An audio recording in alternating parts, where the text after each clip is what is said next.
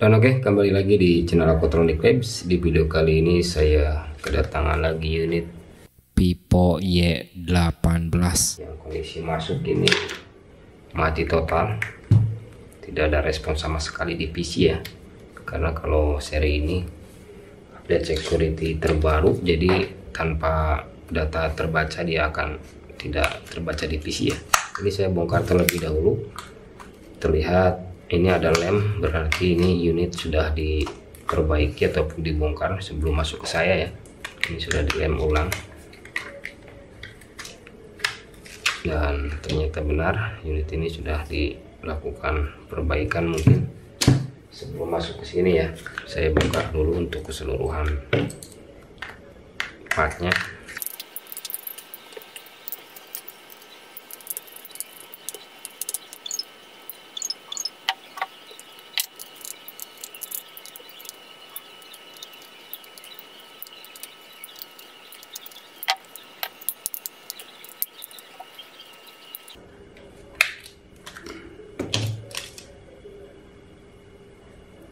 Kondisinya sudah dibongkar seperti ini, dan wow, ini sudah dibongkar semua.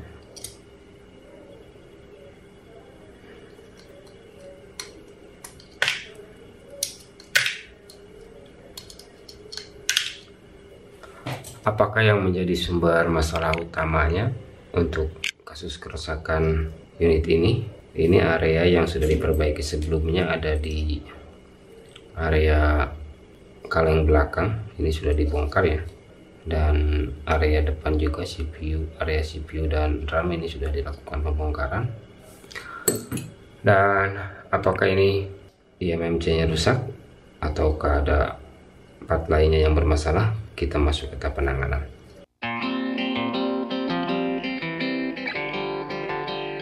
Setelah melakukan pendalaman di keseluruhan area, yang mana yang pertama saya perbaiki area CPU dan RAM, dikarenakan ini bekas rehot ya, yang mana IC ini mengalami pemuaian di pin BGA nya sehingga menyebabkan short total, dan di ampere meter tidak ada respon sama sekali. Namun untuk rekaman pada saat pengangkatan IC CPU dan RAM ini hilang, entah kemana, dicari nggak ketemu ya. Jadi saya singkat saja, ini saya masuk ke proses pemasangan IC CPU saja, yang mana IC ini sudah saya lakukan rebaling dengan IC RAM nya sekaliannya. Dan ini proses pemasangan IC CPU. Pastikan IC sudah terpasang dengan presisi dan tidak ada bagian yang terlewatkan ya. Untuk pin BGA nya pastikan dia menempel secara keseluruhan. Dan ini sudah selesai untuk pemasangan IC CPU nya.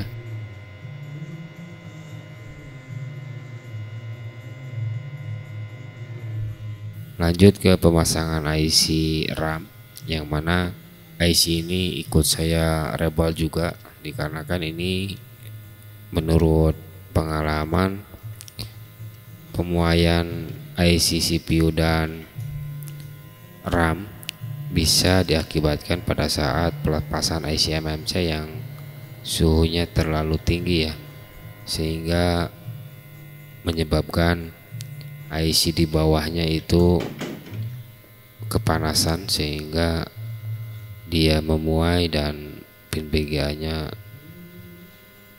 short, ataupun dalam istilah lainnya nempel ya antara pin A dan B, dan seterusnya mengakibatkan short di pin main, sehingga ada beban kerja tinggi dan berimbas pada arus yang tidak ada respon sama sekali pada saat dicek di power supply. Dan ini pemasangan IC RAM sudah selesai. Pastikan semuanya terpasang dengan presisi ya, jangan sampai ada kesalahan. Perbaikan di area CPU dan RAM selesai, namun perbaikan masih berlanjut. Ini saya perbaiki di area IC eMMC nya. Untuk area eMMC ini juga sama, memang ini awalnya mungkin area eMMC ini yang diperbaiki ya sebelum dipanaskan ataupun direhot area CPU dan RAM-nya. Dan benar saja IC eMMC ini sudah tidak ada lemnya, jadi pengangkatannya pun tidak terlalu sulit ya. Namun harus tetap ekstra hati-hati. Bersihkan sisa timah yang masih menempel sampai permukaannya halus. Dan ini ada masih banyak tertinggal lem yang mana ini akan menghambat nanti pada saat pemasangan ya. Maka dari itu ini saya bersihkan secara menyeluruh sampai lem ini hilang dan tidak menyulitkan pada saat pemasangan IC barunya nanti ya, ataupun IC bekasnya kalau masih normal IC aslinya ya. Bersihkan secara merata, pastikan semuanya halus untuk permukaannya ya.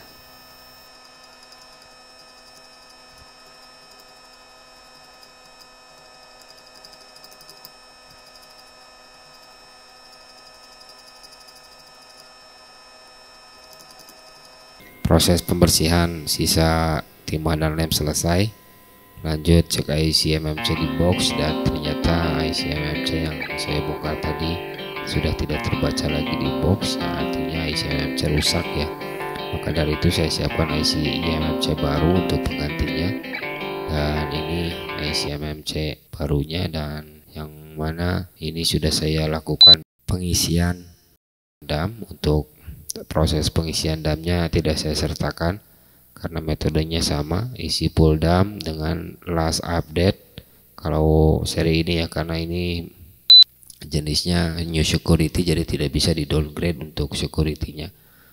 Selesai isi dam, lanjut factory reset. Saya menggunakan ESI JTAG Plus untuk factory reset ataupun dan membypass PRP-nya ya. Ini saya pakai EPM eMMC File Manager dan reset Google PRP. Selesailah untuk persiapan IC eMMC baru beserta damnya ya. Ini upayakan damnya dam yang last update.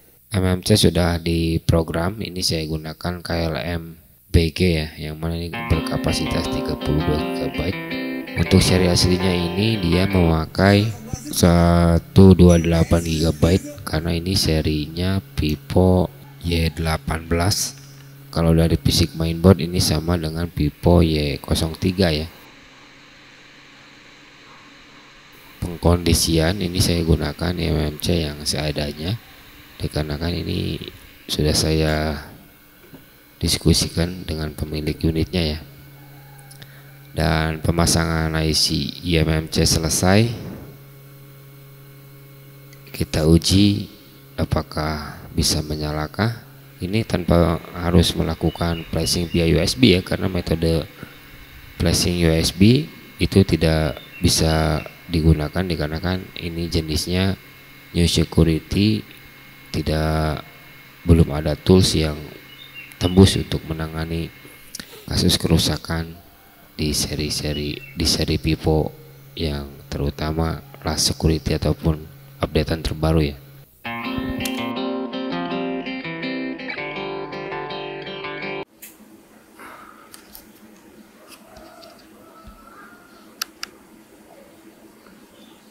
Dan oke, setelah tadi saya lakukan analisa pengecekan sekaligus perbaikan ya di unit ini, yang mana unit ini mengalami X service area CPU, RAM, sama IC eMMC. Untuk IC eMMC ini saya lakukan pergantian dengan eMMC baru dikarenakan eMMC aslinya sudah tidak terbaca lagi di box ya.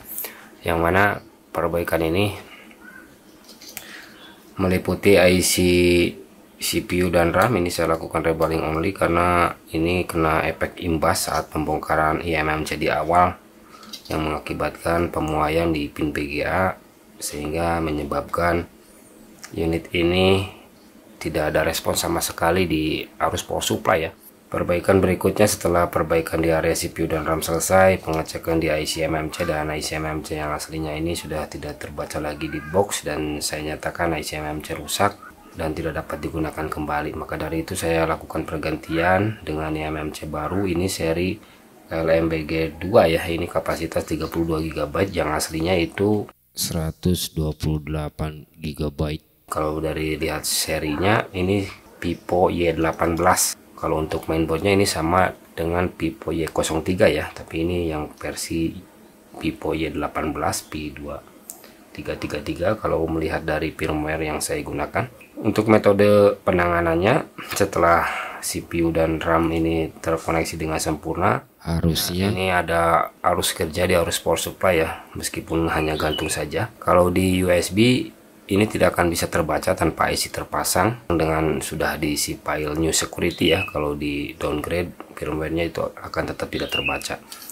Maka dari itu untuk pengerjaan pergantian MMC new ini saya lakukan pengisian DAM dengan firmware last update ya, yang mana updatean terakhir yang saya gunakan untuk mengisi DAM-nya ini. Ini saya isi full DAM dengan DAM yang sudah saya uji. Setelah isi DAM selesai, saya lakukan factory reset dan bypass PRP, dan selesai itu sudah pengisian DAM menggunakan box UPI. Dan untuk seri ini tidak bisa dilakukan penanganan metode USB ya, karena new security di bypass clock ataupun data nol juga akan tetap dia not connect di PC ya, seperti itu. Maka pengerjaannya kalau misalkan ganti MMC only harus wajib diisi DAM untuk sementara waktu ini, karena tools dongle maupun box belum ada yang bisa tembus untuk penanganan new security di seri Pipo MediaTek ya. Oke, setelah semuanya selesai, ini saya pasang ke LCD dan ini sudah terpasang. Saya nyalakan, apakah unit bisa menyalakan? Harusnya ini sudah bisa on ya, karena tadi saya sudah memaksimalkan di hardware berikut di pengisian DAM-nya. Ini unit sudah bisa masuk ke booting awal, yang mana perbaikan ini sudah ada perubahan. Yang tadinya itu mati total, tidak ada respon sama sekali di PC, sekarang sudah ada tampilan logo Pipo-nya. Ini masih di booting pertama, saya tunggu sampai dia masuk ke booting yang kedua ya. Ini sudah berjalan, lanjut ke booting yang kedua. Nah, ini sudah masuk ke pilihan awal bahasa ya. Saya next sampai dengan selesai. Nanti ini ada tulisan pengecualian kuning di pojok atas ya, akan muncul dengan sendirinya. Ini saya gunakan IMMC not clean RPMB ya.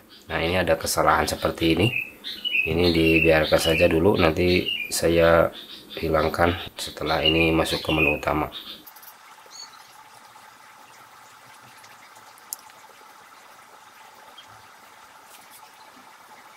Dan ini unit sudah bisa masuk ke menu awal, artinya perbaikan sudah selesai ya. Unit sudah dapat bisa nyala kembali, dan saya masuk ke tentang ponsel saja, masuk ke pengaturan. Ini Pipo Y18 dengan kapasitas internal 32 GB sesuai dengan MMC yang saya gunakan, dengan RAM 4 GB ya, sesuai dengan aslinya. Kalau RAM tidak saya rubah. Untuk IMEI dan lain-lain ini sudah include disertakan di DAM yang saya isikan tadi ya.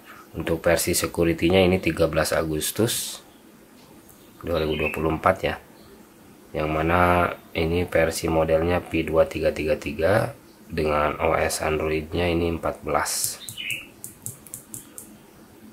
Nah, ini sekarang tinggal kita uji jaringan, karena kalau misalkan pakai IMMC Clean RPMB, dia akan muncul tulisan merah di pojok kanan atas ya. Kalau di pojok kiri atas ini kuning, itu pengecualian telepon. Tapi ini coba kita hilangkan, apakah bisa. Ini email sudah ada ya. Untuk device ini saya nyatakan selesai, dikarenakan ini ada beberapa bug yang belum bisa teratasi ya untuk sementara waktu. Dia mengalami bug di WiFi dan pengecualian telepon ini tidak dapat dihilangkan via ADB ataupun via metode bypass lainnya ya. Ini kasus masih saya kembangkan, jadi bagi yang membutuhkan DAM untuk pengujian ataupun untuk riset, silakan hubungi saya langsung saja karena tidak saya sertakan di konten ini ya. Seperti itu aja, sekian dan terima kasih.